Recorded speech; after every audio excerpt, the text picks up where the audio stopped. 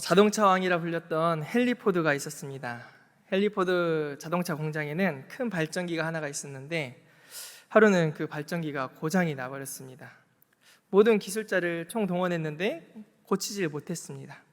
공장이 안 돌아가고 납품 기한은 다가오고 어떻게 해야 될지 몰라서 헨리 포드가 당시 최고의 기술자였던 그 전기 분야 최고의 기술자였던 찰리 스타인메츠라는 사람을 불렀습니다. 근데 이 스타인메츠가 오더니 망치로 몇 군데를 두드려 보았습니다. 그리고는 버튼을 누르니까 발전기가 돌아가는 것이었습니다.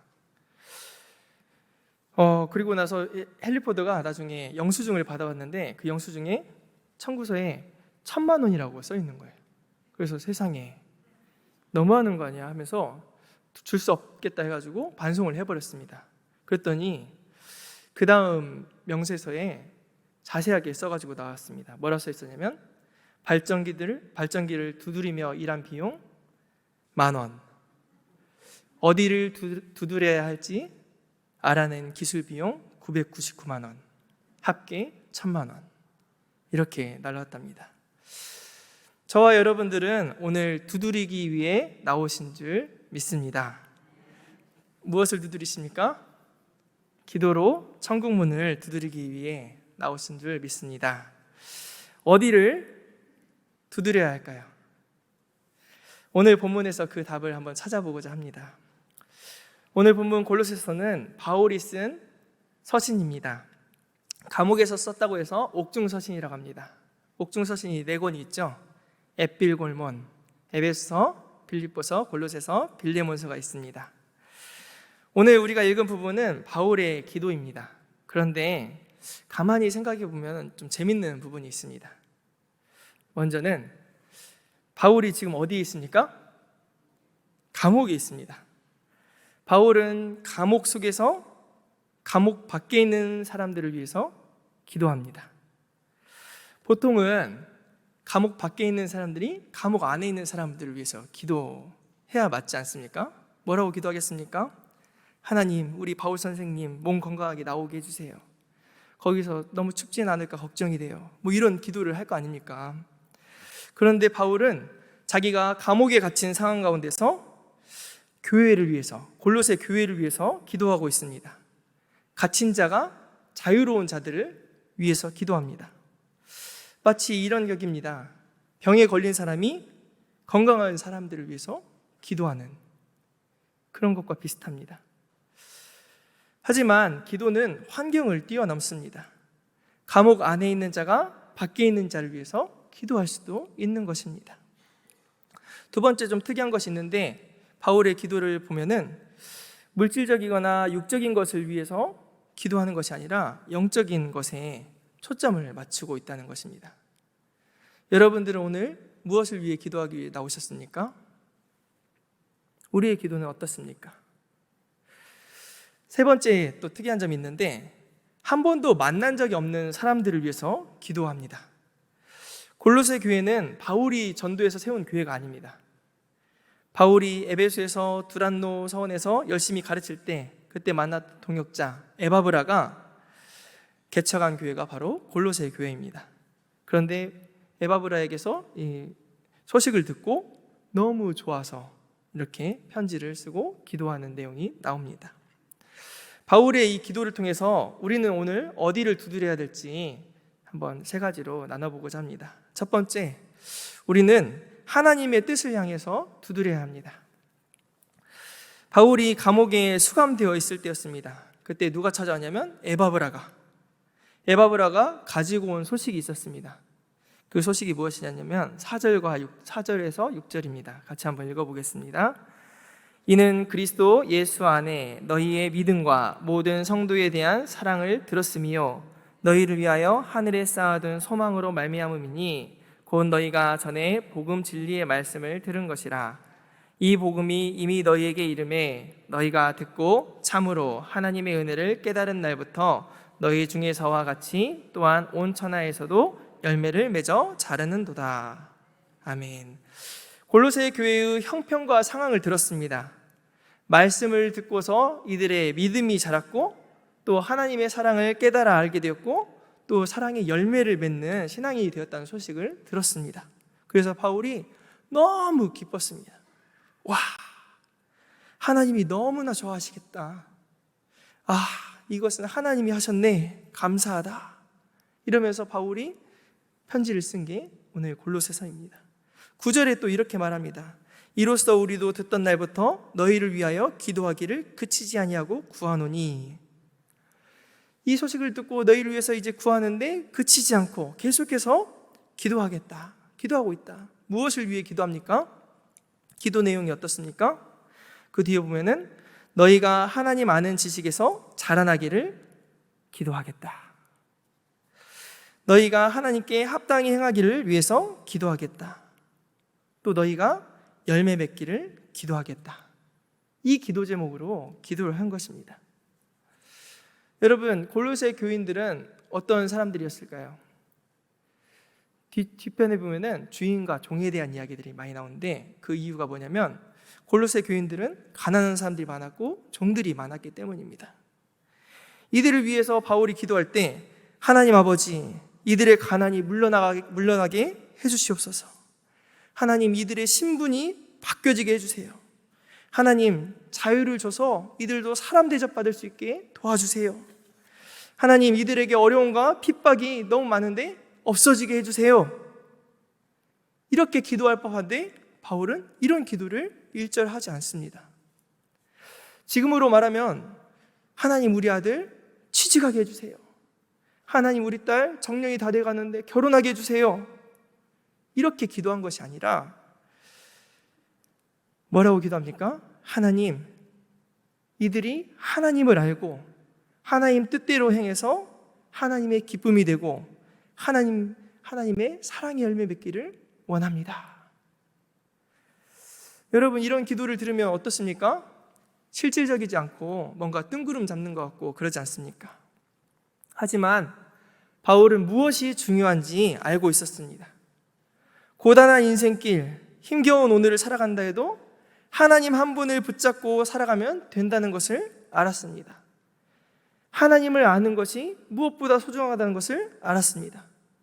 여러분, 하나님의 뜻이 무엇입니까? 성경에 보면은 출애굽기의 주제가 무엇이냐? 여호와인 줄 알리라.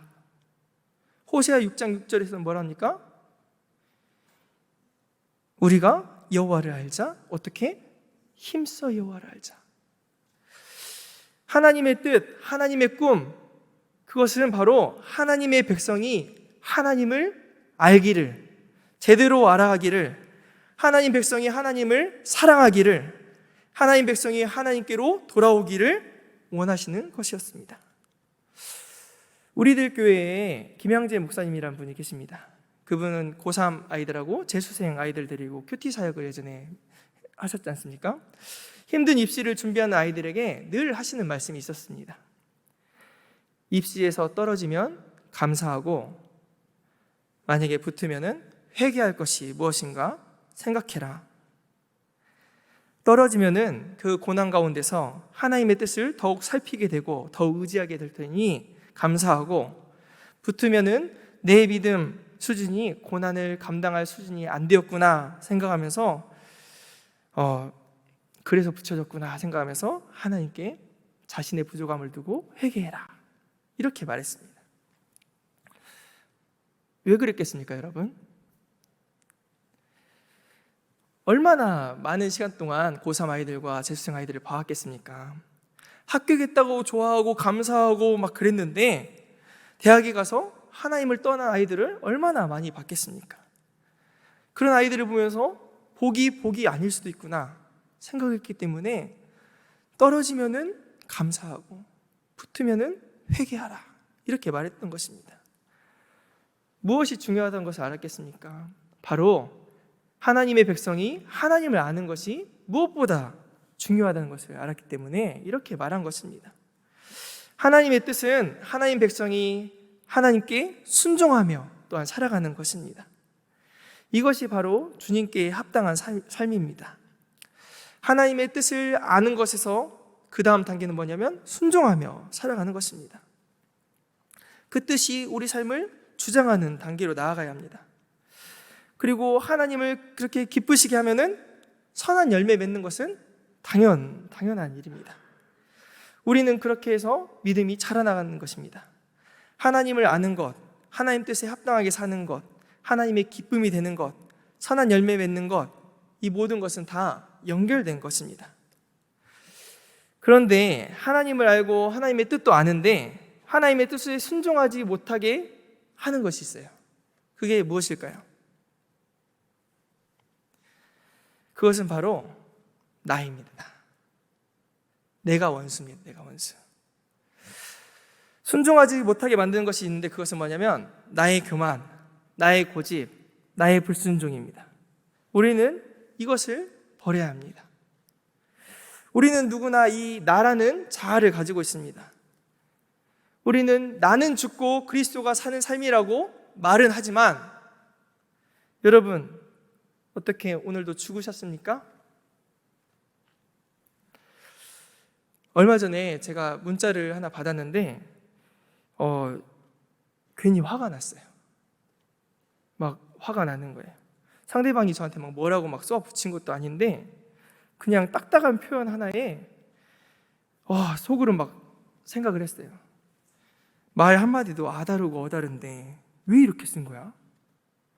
막 그 마음들이 막 키워져 나가니까 상대방은 악의 없이 썼을지 모르는데 저는 그 문자 하나가 뭐라고 막 짜증이 막 나는 거예요. 그래서 한번 쏴버려? 나도 한번 쏴버려? 막 이런 생각을 했는데 씩씩대는데 그래도 얼마 전에 제가 노하지 맙시다 설교했지 않습니까? 그래서 그럴 수 없지 하면서 막 화를 막 참으니까 막 가슴이 아픈 거예요. 막 화가 막 커졌는데 참으니까.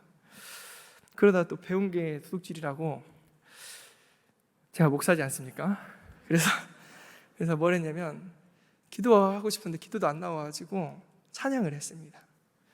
그래서 뭔 찬양했냐면 너무 속이 막 쓰리고 하니까 괴로울 때 주님의 얼굴 보라, 평화의 주님 바라보아라, 이 찬양을 하는데 찬양을 하면서 막 눈물이 나는 거예요. 여러 번 반복을 하면서 막 찬양을 하는데 눈을 들어 주를 보라, 내 모든 염려 주께 맡겨라, 슬플 때에 주님의 얼굴 보라, 사랑의 주님 안식 주리라. 여러분 찬양을 하면서 속에 있는 감정들을 찬양에 막 그냥 소리내서 막 찬양을 불렀어요. 그러자 제 마음 가운데 평안이 찾아오더라고요. 그리고 하나님의 뜻을 알았어요. 하나님의 뜻을 깨달아 알았는데 그게 뭐냐면 그 문자 보낸 사람, 그 사람은 제 원수가 아니라 제 편이구나, 이것을 알았어요. 뭔가 이야기를 해준 건데 같은 편이라는 사실이 깨달아진 거예요. 그 사람이 원수가 아니라는 것을. 그래서 다 나 생각에서 한 말이었구나. 딱딱한 표현일지라도 내 생각에서 한 말이구나, 이것이 깨달아졌어요. 막 내 마음대로 해버리고 싶을 때가 우리는 일어나요. 그런 마음들이. 그럴 때 막 쏴버리고 마음속에 말을 다 뱉어버리고 그러고 싶을 때가 있지 않습니까, 여러분? 그런데 그러면 그것은 어쩌면 나의 고집, 나를 있는 그대로 다 드러내버리는 것입니다. 여전히 나라는 자아가 살아나는 것입니다. 그래서 바울은 이렇게 기도한 것입니다. 하나님을 알고 하나님의 뜻대로 행하며 하나님 안에서 열매 맺기를 내가 구한다. 이것이 바로 의와 평강과 희락의 하나님 나라이기 때문입니다. 그런데 여러분, 우리의 기도는 어떻습니까? 먼저 그의 나라와 그의 의를 구하고 계십니까? 아니면 나의 필요가 먼저입니까? 어쩌면 우리는 자기 중심적인 기도를 할 때가 너무나 많이 있습니다. 그런데 우리에게 있어서 1번은 하나님이어야 합니다. 하나님. 우리가 하나님을 주님이라고 고백하는 한 우리의 1번은 늘 하나님이어야 합니다. 그래서 하나님을 알아가게 해달라고, 어떤 상황 가운데서도 하나님을 느끼게 해달라고, 만나게 해달라고, 하나님을 경험하게 해달라고 우리는 기도해야 합니다. 다 알 수는 없고 다 느낄 수는 없지만 하나님을 아는 것에 자라나가는 저와 여러분들 되시기 바랍니다. 두 번째 바울의 기도는 하나님의 능력을 구하는 기도였습니다. 9절을 다시 한번 읽어보겠습니다. 너희로 하여금 모든 신령한 지혜와 총명에 하나님의 뜻을 아는 것으로 채우게 하시고. 신령한 지혜와 총명이 무엇입니까? 하나님만이 주시는 신령한 지혜와 총명이 있습니다. 우리는 어두운 곳에 있으면 무엇이 필요합니까, 여러분? 빛이 필요합니다. 깜깜한 곳에는 조명이 필요하듯이 깜깜한 우리 삶, 어두운 우리 삶에는 하나님의 조명하심이 반드시 필요합니다. 신령한 지혜와 총명으로 하나님을 알고 깨닫게 하는 역할, 그 역할을 누가 할까요? 바로 성령님께서 하십니다. 우리가 예수님을 믿게 하는 역할도 누가 할까요? 성령님께서 하시는 일입니다. 요한복음 16장 13절에는 이렇게 말합니다. 진리의 영이 오시면 그가 너희를 모든 진리 가운데로 인도하시리니. 우리가 찬양하지 않습니까? 성령이 시승되셔서 진리로 가르치시니 그 말씀 한 절 한 절이 내 마음에 교훈되도다. 말씀을 읽을 때도 성령이 스승되셔 주셔야만 우리가 그 말씀을 알 수 있습니다. 그뿐입니까? 모든 일에는 하나님의 능력이 필요합니다. 솔로몬은 지혜를 구했습니다. 뭐라고 구했습니까? 하나님 저에게 IQ 150 되게 해주세요. 이랬습니까? 아니에요. 하나님, 제가 이 백성을 정말 잘 재판할 수 있도록 지혜를 허락해 주세요. 듣는 마음을 주세요. 왜 지혜가 필요한지 잘 구한 것이에요. 하나님, 저는 학생인데 무엇을 먼저 공부할지 몰라요. 공부해도 그냥 눈이 책만 바라보기만 하지 하나도 안 들어와요. 차곡차곡 잘 정리되게 도와주세요. 그리고 이 정리된 것들이 공부한 것들이 제 삶에 그리고 다른 사람들을 돕는 일에 유용하게 쓰게 도와주세요. 하나님, 제가 연구를 하는데 편법을 사용하지 않고 연구를 정직하게 해서 이것이 유익이 될 수 있도록 도와주세요. 하나님, 제가 의사인데 환자의 상태를 잘 알아서 환자에게 정확한 처방을 할 수 있도록 하나님, 손마다 일마다 지혜 주세요. 우리는 이렇게 기도해야 되지 않습니까? 이사야 11장에 보면 성령을 뭐라고 하냐면 지혜와 총명의 영이라고 말합니다. 모략과 재능의 영이요 지식과 여호와를 경외하는 영이다 말합니다. 출애굽기 31장에 보면은 성막을 짓는 사람 브살렐과 오홀리압 두 사람이 나오는데 그들은 성령이 충만하여서 여러 가지 성막에 필요한 물품들을 잘 제작할 수 있도록 하나님께서 성령으로 함께 하셨다고 말합니다. 성령님은 이렇게 우리를 도와주시는 분입니다. 우리의 능력을 북돋아 주시는 분입니다. 바울은 골로새서 1장 11절 전반부에는 그의 영광의 힘을 따라 모든 능력으로 능하게 하시기를 구하고 있습니다. 여러분은 무엇을 구하십니까? 모든 것에는 힘과 에너지가 필요합니다. 같은 일을 하더라도 어떤 사람은 참 효율적으로 일하는 사람이 있습니다. 그래서 우리는 지혜를 구해야 합니다. 하나님, 제가 잘할 수 있게 도와주세요. 하나님께 능력을 구해야 합니다. 하나님, 제가 하는 일이 복이 되게 해주세요. 하나님의 영광의 힘을 따라 능력 있게 일하게 해주세요. 저는 이렇게 기도하며 지금 이 자리에 섰습니다. 하나님, 말씀을 전해야 되는데 잘 준비되게 해주세요. 하나님, 말씀 잘 전하게 해주세요. 그리고 말씀이 살아 움직이는 것은 하나님의 몫입니다. 이러고 왔어요. 성령 하나님은 우리 인생의 전 영역에서 역사하시는 분입니다. 여러분, 저는 여러분의 상황을 다 알지 못합니다. 하지만 우리 하나님은 다 아십니다. 지금 상황 가운데서 넘지 못할 산이 있다면 어떻게 해야 합니까, 여러분? 찬양이 뭐라고 합니까? 주님께 맡기세요. 후렴 가사에 보면은 이런 가사가 나옵니다. 이럴 땐 우린 누굴 의지하나요? 주님밖에 없어요. 이 시간에도 힘든 분이 있다면, 이 시간에도 예배드리는 힘든 분이 있다면 누구를 의지하시겠습니까? 주님밖에 없습니다. 고백하시면서 하나님께서 부어주시는 그 하나님의 능력을 힘입어서 승리하시는 저와 여러분들 되시기 바랍니다.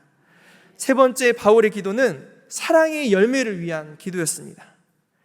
성령님은 열매를 맺게 하십니다. 10절을 보면은 모든 선한 일에 열매를 맺게 하시며, 그 열매가 무엇일까요? 11절에 나와 있는데 기쁨으로 모든 견딘과 오래 참음에 이르게 하시고, 성령님은 우리 인격을 만지십니다. 우리가 하나님을 따라갈 힘, 모든 것을 견딜 힘, 그것을 성령님께서 주십니다. 예수님도 성령을 의지해서 사역하셨습니다. 십자가를 지시는 그 과정, 인내하며 참아내시는 그 과정 가운데서도 성령님은 예수님으로 하여금 순종하게 만드셨습니다. 사람과의 관계에서도 마찬가지입니다. 우리는 사람을 대할 때 서로 오래 참으면 좋겠지만 오래 참지 못합니다. 우리는 또 쉽게 포기해버리기도 합니다. 용납하지 못하고 실망도 합니다. 그런데 우리 하나님은 어떠십니까? 우리랑 어쩌면 정반대예요. 하나님은 우리를 절대 포기하지 않으십니다. 7번 넘어져도 7번 다시 일으켜서 세우시는 분이 바로 하나님이십니다. 그리고 우리의 실수를 얼마든지 용납하십니다. 우리에 대한 기대를 다른 사람은 저버려도 하나님은 늘 기대하고 계십니다. 그런데 우리는 어떻게 이런 성품을, 하나님의 성품을 가질 수 있겠습니까? 성령님께서 역사하셔야만 우리도 이것이 가능합니다. 모난 마음, 굳은 마음, 단단한 바위 같은 마음, 이 우리 마음을 하나님께서 맨들맨들한 자갈로 만드시고 부드러운 마음으로, 폭신폭신한 마음으로 고치시고 만지실 분은 바로 우리 성령 하나님이십니다.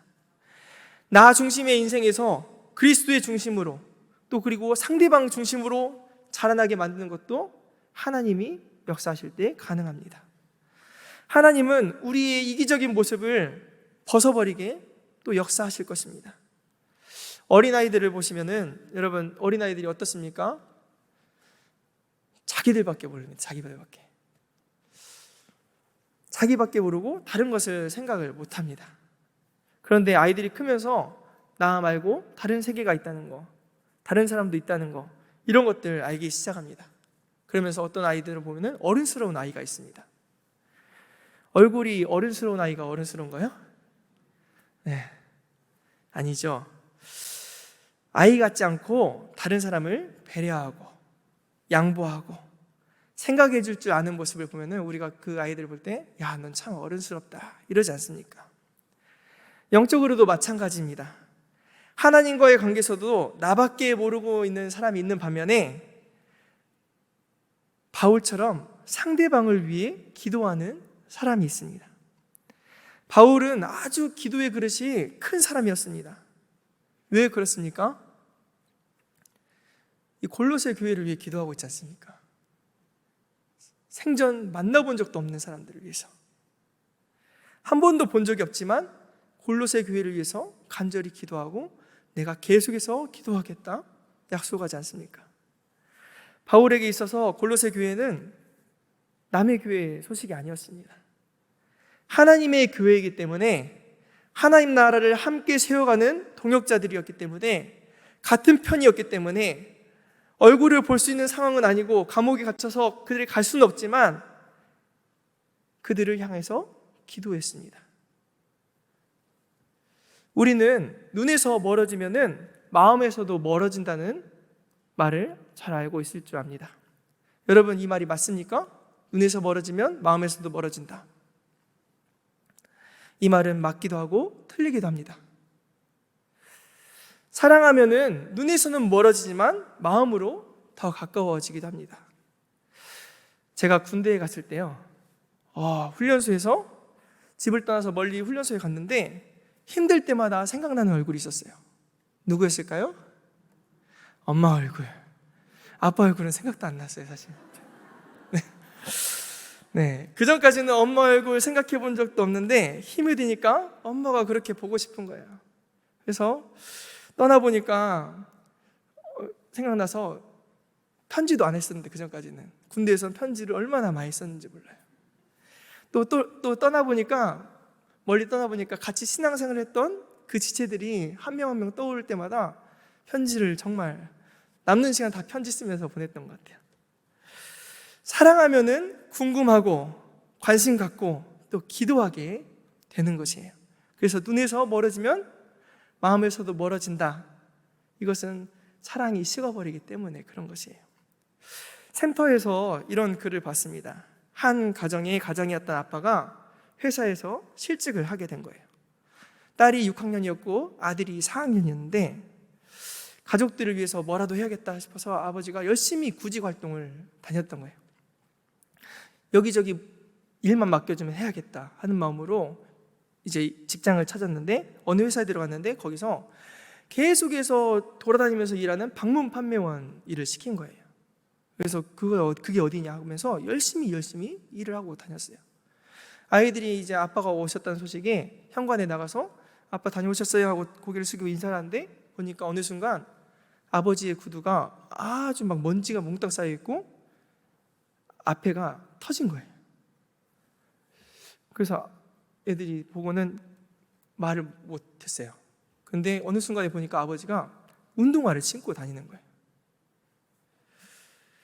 그래서 딸아이가 아버지한테 구두를 좀 사줘야겠다 이런 마음에 아버지한테 구두를 어떻게 사주지? 돈을 어떻게 모으지? 하다가 집에서 학교까지 버스를 타고 가는데 아침 일찍 일어났어요. 버스를 안 타고 그 돈을 저금통에 넣었어요. 그리고는 학교까지 걸어간 거예요. 그리고 올 때도 걸어오고 돈을 모으고. 하루는 엄청 더운 날이었는데 너무 짜증나는 거예요. 막 땀도 엄청 많이 나고 버스 타면 이런 고생 안 할 텐데. 그런데 딸아이는 그래도 아빠 구두 생각하면서 털레털레 걸어가고 있었어요. 그런데 저기 앞에 보니까 어디서 낯익은 그 뒷모습인 거예요. 보니까 남동생이 또 걷고 있는 거예요. 그래갖고 야, 너 왜 버스 안 타고 걸어가냐? 너 문방구에서 뭐 사 먹었냐? 하면서 물어봤는데 동생이 고개를 푹 숙이면서 아빠 구두 사주려고 걸어가 그러는 거예요. 그랬더니 얼마 모았어? 나 2,000원. 누나는? 나 5,000원 모았어. 우리 조금만 더 하면 살 수 있겠다.